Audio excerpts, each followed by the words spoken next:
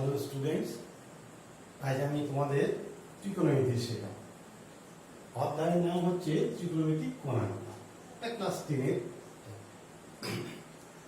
তো ত্রিকোণমিতি গণিত শাস্ত্রের একটা খুব গুরুত্বপূর্ণ চ্যাপ্টার, গুরুত্বপূর্ণ অধ্যায়। এটা আমাদের ভারতবর্ষের প্রথমের উদ্ভব ঘটে, তারপর আরবীয় পণ্ডিতদের মাধ্যমে এটা ইউরোপে ছড়িয়ে পড়ে। তো দেখো, প্রথমে আমরা সমকোণী ত্রিভুজ নিয়ে আলোচনা করছি। সমকোণী ত্রিভুজ কাকে বলে তোমরা জানো, যে ত্রিভুজের একটা কোণ সমকোণ তাকে বলে সমকোণী ত্রিভুজ। এখন সমকোণী ত্রিভুজের একটা খুব সুন্দর গুরুত্বপূর্ণ বৈশিষ্ট্য আছে, যেটা অন্য কোনো ত্রিভুজের নেই। সেটা কি? সমকোণী ত্রিভুজে এই তিনটে বাহু খুব সুন্দর তিনটে নাম দেওয়া যায়। কি? যে সমকোণী ত্রিভুজের সমকোণের বিপরীত বাহুকে আমরা বলি অতিভুজ।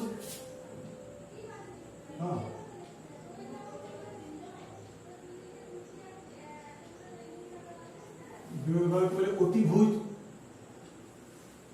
সমকোণের বিপরীত বাহুকে বলে অতিভুজ। আর অতিভুজকে বাদ দিলে আর দুটো বাহু থাকে। এখন এই দুটো বাহুর একটাকে বলে লম্ব, একটাকে বলে ভূমি। কিন্তু লম্ব বা ভূমি সেটা কিন্তু নির্দিষ্ট নয়। কিরকম? লম্ব বা ভূমিকে ধরা হয় কোণের সাপেক্ষে। অর্থাৎ তোমরা যদি এই কোণটাকে থিটা ধরো, তাহলে থিটা কোণের সাপেক্ষে থিটা কোণের নিচে সেটা হবে ওই কোণের সাপেক্ষে এটা হবে ভূমি। অর্থাৎ আমরা যদি এইভাবে মনে রাখি যে আমাদের পায়ের তলায় ভূমি থাকে, ঠিক সেরকম থিটা কোণের সাপেক্ষে ভূমি, থিটা কোণের ভূমি। এবং আমরা যেমন ভূমির উপরে দাঁড়িয়ে থাকি লম্বভাবে, ঠিক তেমন ভূমির উপরে যে দাঁড়িয়ে আছে লম্বভাবে সেই হচ্ছে লম্ব, অর্থাৎ এসি লম্ব। তাহলে এটা হলো ভূমি, এটা হলো লম্ব। এবার কেউ যদি এই কোণটাকে থিটা ধরতো, এই কোণটা, তাহলে এই কোণের সাপেক্ষে ভূমি হয়ে যেত এটা, লম্ব হয়ে যেত এটা। তাহলে দেখো কি সুন্দর, এই যে সমকোণী ত্রিভুজের ক্ষেত্রে এই তিনটে বাহু খুব সুন্দর তিনটে নাম দিয়ে প্রকাশ করা যায়। এখন আমরা এই যে তিনটে বাহুর তিনটে নাম দিলাম, এবং এই তিনটে বাহু প্রতি দুটো করে বাহুকে নিয়ে আমরা 6টা অনুপাত তৈরি করতে পারি। ছটা অনুপাত তৈরি করতে পারি। কারণ প্রথম অনুপাত কি? মনে করো লম্ব বাই অতিভুজ।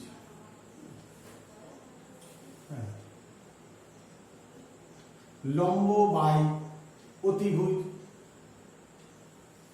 এটা একটা অনুপাত। অতিভুজকে সংক্ষেপে অতি লিখলাম। 2 নাম্বার ভূমি বাই অতিভুজ, এটা একটা অনুপাত। 3 নাম্বার লম্ব বাই ভূমি, এটা আর একটা অনুপাত, এটা আর একটা অনুপাত। দেখো, এই লম্ব বাই অতিভুজ এই অনুপাতটার নাম দেওয়া হয়েছে সাইন। সংক্ষেপে বলে, পুরো নাম সাইন, সংক্ষেপে SIN লেখা। ভূমি বাই অতিভুজ এই অনুপাতটার নাম কোসাইন, সংক্ষেপে লিখে কস। লম্ব বাই ভূমি এই অনুপাতটার নাম ট্যানজেন্ট, সংক্ষেপে লিখে ট্যান। এখন লম্ব বাই অতিভুজ, তাহলে থিটা কোণের সাপেক্ষে লম্ব কোণটা AC, তাহলে আমি লিখলাম AC। অতিভুজ কোণটা AB, তাহলে AC বাই AB থিটা কোণের সাপেক্ষে লম্ব বাই অতিভুজ, অর্থাৎ থিটা কোণের সাপেক্ষে লম্ব এবং অতিভুজের অনুপাত। সেই জন্য একে বলে সাইন থিটা। অর্থাৎ সাইন থিটা এই থিটা কোণের সাপেক্ষে এই ABC ত্রিভুজের সাইন থিটার অনুপাত হবে এসি বাহু বাই এবি বাহু। এসি বাহু এবং এবি বাহু দৈর্ঘ্যের যে অনুপাত সেটা হলো সাইন থিটা। তাই দেখো ঠিক একই রকম ভাবে তোমরা বলতে পারো যে থিটা কোণের সাপেক্ষে ভূমি হচ্ছে বিসি, তাহলে বিসি বাই এবি এটা হয়ে যাবে cos থিটা। তাহলে tan থিটা লম্ব বাই ভূমি, তাহলে লম্ব হলো এসি, ভূমি হলো বিসি, তাহলে এসি বাই বিসি এটা হলো tan থিটা। থিটা কোণের ট্যানজেন্ট tan থিটা, থিটা কোণের কোসাইন cos থিটা। তাহলে এই তিনটে কোণানুপাত পাওয়া গেল। এর সঙ্গে সঙ্গে এবার যদি আমরা এগুলোকে উল্টে লিখি তাহলে কি পাবো, এই যে ভূমি বাই লম্ব এইটাকে বলবো কোট্যানজেন্ট, সংক্ষেপে কট। তাহলে কট থিটা কি হয়ে যাবে, এর উল্টো বিসি বাই এসি 5 নাম্বার। তাহলে এটাকে যদি উল্টে লিখি অতিভুজ বাই ভূমি, তাহলে এটা হয়ে গেল তোমার সেকেন্ড সেক থিটা। তার মানে এটা হয়ে গেল এবি বাই বিসি। ঠিক সেরকম এটাকে যদি উল্টে লিখি অতিভুজ বাই লম্ব, তাহলে সেটা হয়ে গেল কোসেকেন্ড বা কোসেক থিটা হয়ে যাবে এবি বাই এসি। এই যে 6টা কোণানুপাত পেলাম বা কোণানুপাত এইভাবে তৈরি করা হয়েছে, এই কোণানুপাতগুলোকে বলা যেতে পারে ত্রিকোণমিতির এবিসিডি।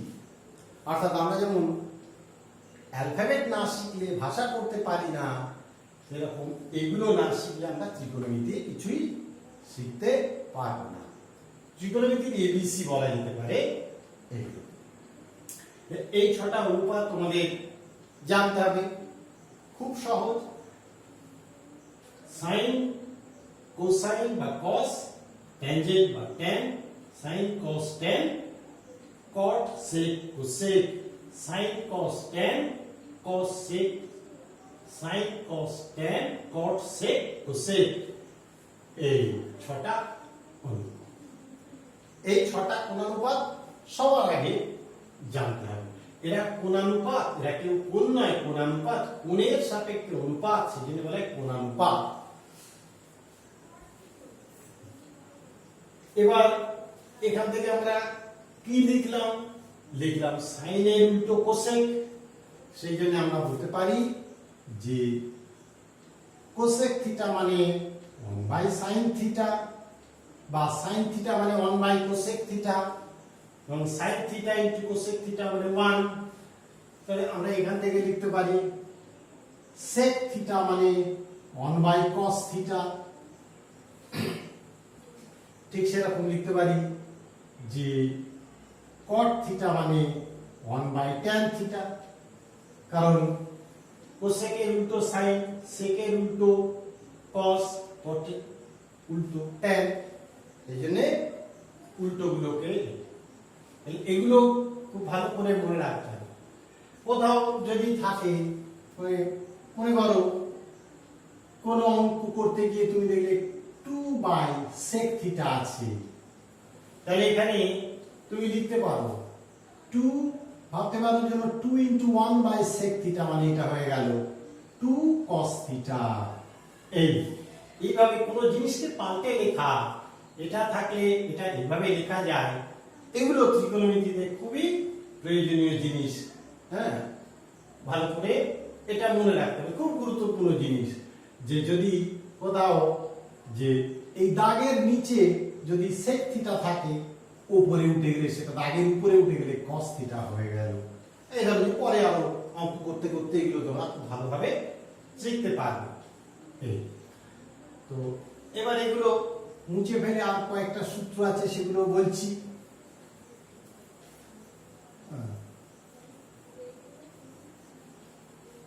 কয়েকটা সূত্র আছে, হ্যাঁ তিনটে খুব গুরুত্বপূর্ণ সূত্র আছে। তিনটে সূত্র খুব গুরুত্বপূর্ণ। এক হচ্ছে sin square theta plus cos square theta is equal to 1. 2 number 1 plus tan square theta is equal to sec square theta. 3 number 1 plus cot square theta is equal to cosec square theta. এই তিনটে সূত্র খুব গুরুত্বপূর্ণ। sin square theta plus cos square theta is equal to 1, 1 plus tan square theta is equal to sec square theta, 1 plus cot square theta is equal to cosec square theta. এই সূত্রগুলো প্রমাণ করা খুব সহজ। পিথাগোরাসের উপপাদ্যের সাহায্যে আমরা এই সূত্র প্রমাণ করতে পারি। পিথাগোরাসের উপপাদ্য তোমরা জানো যে সমকোণী ত্রিভুজের অতিভুজ স্কয়ার সমান লম্ব স্কয়ার প্লাস ভূমি স্কয়ার। তাহলে পিথাগোরাসের উপপাদ্য, পিথাগোরাসের উপপাদ্য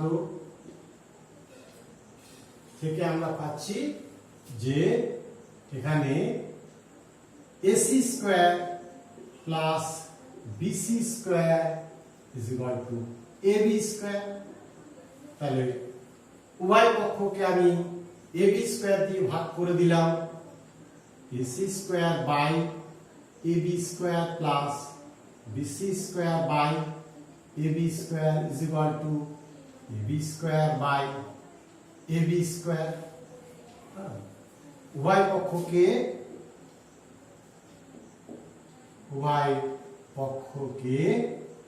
AB স্কয়ার দ্বারা ভাগ করে, হ্যাঁ প্রত্যেকটাকে ভাগ করা, এই বা তাহলে AC by AB whole square plus BC by AB whole square is equal to 1। और देखो AC বাই AB মানে AC বাই AB মানে হচ্ছে sin থিটা তার whole square plus cos theta তার হোল স্কয়ার মানে BC বাই AB। এটা কত BC বাই AB মানে থিটা কোণের সাপেক্ষে cos 1 और পেয়ে গেলাম sin square theta plus cos square theta is equal to 1। খুব গুরুত্বপূর্ণ সূত্র। sin square theta plus cos square theta is equal to 1। তাহলে এখান থেকে আমি বলতে পারি যে sin square theta is equal to 1 minus cos square theta বা cos square theta is equal to 1 minus sin square theta. এগুলো খুব ভালো মনে রাখতে হবে, খুব ভালো এই সূত্র খুব ভালো মনে রাখতে হবে। sin square theta plus cos square theta is equal to 1। ঠিক আছে, দেখো এই হচ্ছে জিনিস। এখান থেকে তোমরা হয়তো কেউ বুঝতেই পারছো যে যেমন AB স্কয়ার দিয়ে ভাগ করে আমি এই সূত্রটা পেলাম। এবার ঠিক তুমি দেখা যাচ্ছে যে BC স্কয়ার দিয়ে ভাগ করলে এই সূত্রটা পাবে। তাহলে উভয় পক্ষকে BC স্কয়ার দিয়ে ভাগ করে দিই যে AC square by BC square plus BC square by BC square is equal to AB square by BC square. উভয় পক্ষকে তখন কি দিয়ে ভাগ করলাম? BC স্কয়ার দিয়ে ভাগ করলাম। এই তাহলে এটা হয়ে গেল AC by BC whole square plus BC by BC কে ভাগ করলে 1 is equal to AB by BC তার whole square. AC by BC দেখো AC বাই BC মানে ট্যানজেন্ট থিটা কোণের ট্যানজেন্ট মানে tan theta whole square plus 1 is equal to এটা দেখো এই যে অতিভুজ AB বাই BC মানে sec থিটা হোল স্কয়ার। তাহলে কি হলো 1 plus tan square theta is equal to sec square theta. 1 plus tan square theta is equal to sec square theta. এইখান থেকে ঘুরিয়ে ফিরিয়ে তুমি বলতে পারো sec স্কয়ার থিটা, বলতে পারো sec স্কয়ার থিটা, তার মানে কি 1 is equal to sec square theta minus tan square theta, sec square theta minus tan square theta is equal to 1। এগুলো ওখান থেকে বলা যেতে পারে, বা sec স্কয়ার থিটা মাইনাস 1 সমান tan স্কয়ার থিটা, এগুলো এমনি আমরা বলতে পারি। এবার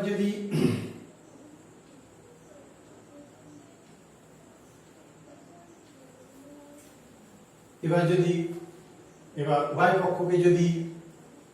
উভয় পক্ষকে যদি ac স্কয়ার দিয়ে ভাগ করা হয়, ac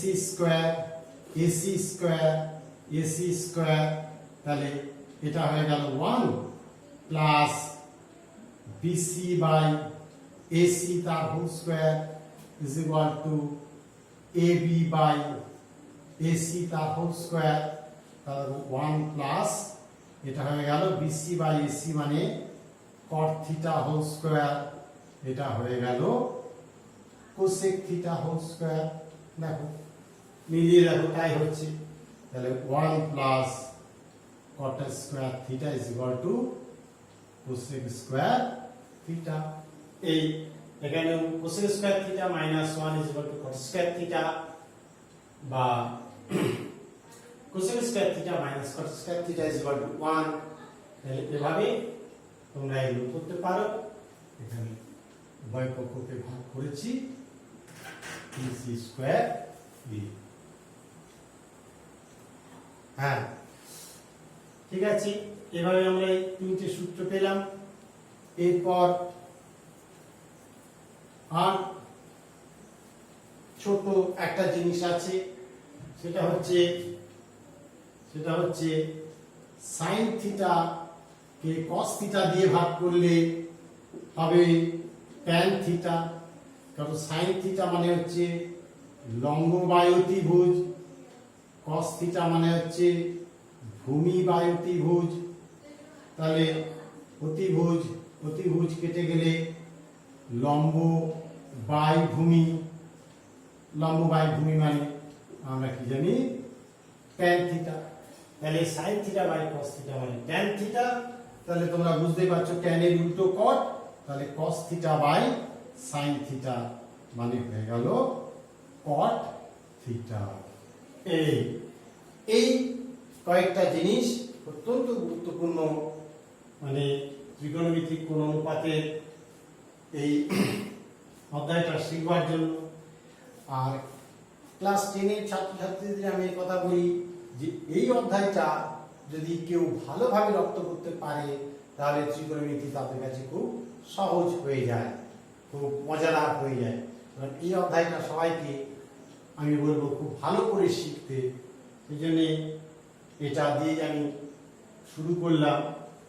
হ্যাঁ, প্রত্যেকটা অনুপাত খুব ভালো মনে রাখা দরকার, প্রতিটা সূত্র খুব ভালো মনে রাখা দরকার, তাহলে এই সূত্রগুলো তুমি প্রয়োগ করতে পারবে এবং এই সূত্র প্রয়োগ করে অঙ্ক সমাধান করতে পারবে।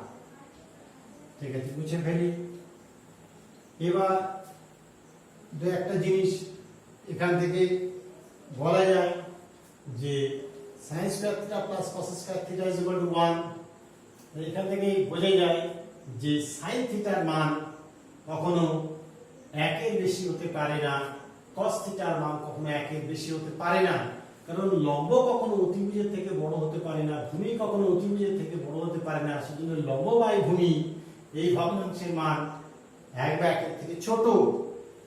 হ্যাঁ, ভূমি বাই ভুল বলেছি, লম্ব বাই অতিভুজ, হ্যাঁ এটার মান ভূমি বাই অতিভুজ, ঠিক এটার মান 1 এর থেকে বড় হতে পারে না।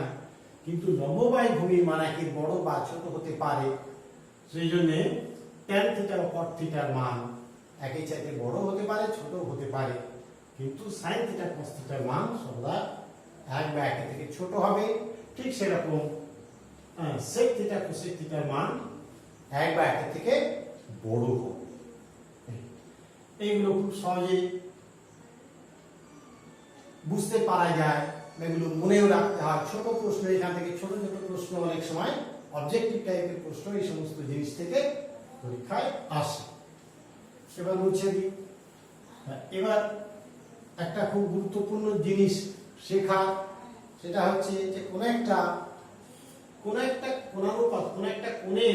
কোণানুপাত যদি দেওয়া থাকে তাহলে তার সাহায্যে আমরা একটা কোণানুপাত দেওয়া থাকলে তার সাহায্যে সমস্ত কোণানুপাত আমরা বের করতে পারি। যেমন যদি বলা থাকে মনে করো sin θ বললো 3/5 দেওয়া আছে, অন্য কোণানুপাতগুলো তুমি বের করবে। তাহলে আমি যদি এই ত্রিভুজের ক্ষেত্রে ধরি sin θ 3/5, তাহলে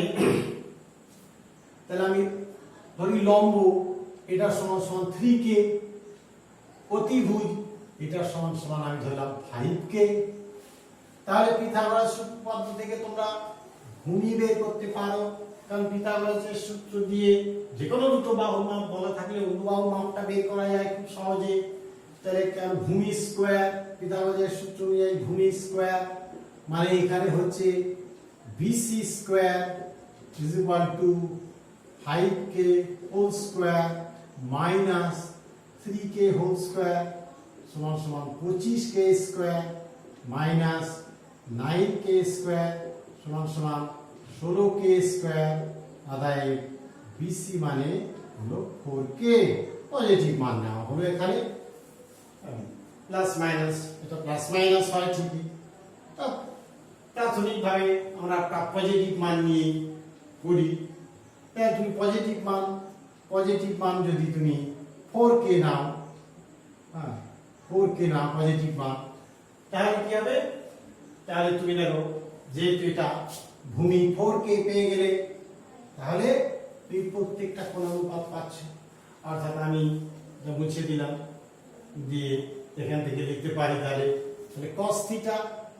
cos θ হয়ে যাবে 4k বাই 5k, k কেটে গেল 4/5, tan θ হয়ে গেল এই যে 3k বাই 4k মানে 3/4 tan θ। তাহলে তো বাকিগুলো এদের উল্টো, সুতরাং প্রত্যেকটা কোণানুপাত তুমি পেয়ে যাচ্ছ। অর্থাৎ cot θ হয়ে যাবে 4/3, sec θ হয়ে যাবে 5/4, cosec θ হয়ে যাবে 5/3। সুতরাং এটা একটা খুব গুরুত্বপূর্ণ জিনিস, যে কোনো একটা কোণানুপাত দেওয়া থাকলে আমরা এভাবে সমস্ত কোণানুপাত নির্ণয় করতে পারি। এটা একটা খুব গুরুত্বপূর্ণ জিনিস। যাও, এইটুকু জিনিস প্রত্যেক শিক্ষার্থীর খুব ভালো করে শেখা দরকার, কারণ এগুলো ভালো করে জানা থাকলে, এবং আরো একটা জিনিস এই প্রসঙ্গে বলা যেতে পারে, ক্লাস 7-এ তোমরা যে বীজগণিতের যে বিভিন্ন সূত্রগুলো শিখেছো, ক্লাস 7-এ যে সূত্রগুলো শিখেছো, সেই সূত্রগুলো যদি খুব ভালো মনে থাকে তাহলে মানে ত্রিকোণমিতির এই অধ্যায়ের অঙ্কগুলো করতে তোমাদের খুব সুবিধা হবে। যেটা আমি দেখেছি যে সেই সূত্রগুলো তাকে চট করে একবার লিখে দিচ্ছি।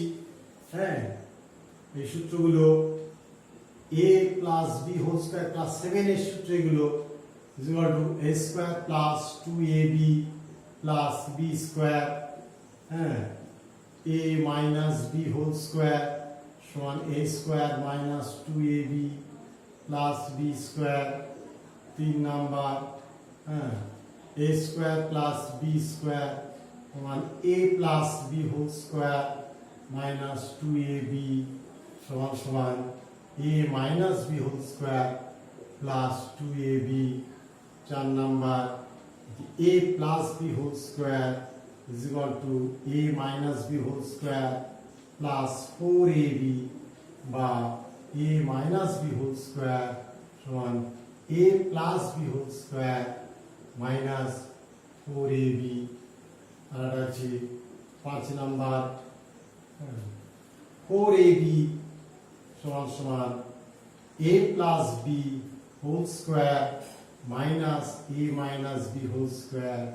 6 number 2 into a square plus b square সমান সমান a plus b whole square plus e minus b whole square।